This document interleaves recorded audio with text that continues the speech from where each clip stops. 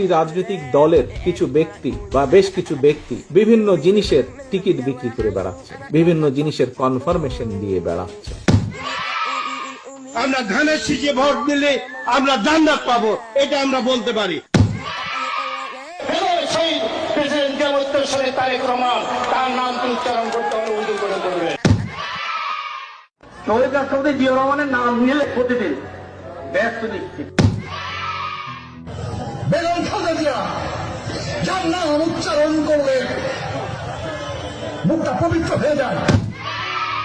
জিয়া রহমানের হাতে গড়া দল ধানের শীষে ভোট দিলে আপনারা অবশ্যই জান্নাতুল ফেরদৌস আশা করতে পারেন।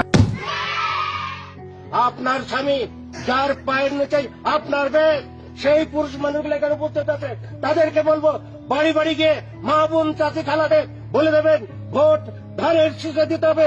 যদি ধানের শীষে ভোট না দেন, এই মহিলাদেরকে বলছি আপনারা জান্নাত পাবেন না।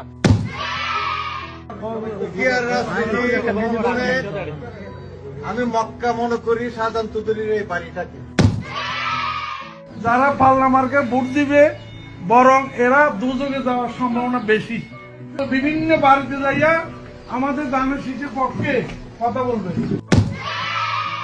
নেতা এই হযরত ওমর রাদিয়াল্লাহু আনহু চার খলিফার এক খলিফা, আমার নেতা শহীদ প্রেসিডেন্ট জিয়া রহমান চার খলিফার মতো একজন, আমার নেতা তারেক রহমান, হযরত আলী রাদিয়াল্লাহু আনহু, আমার নেতা মা ফাতেমা বেগম খালেদা জিয়া।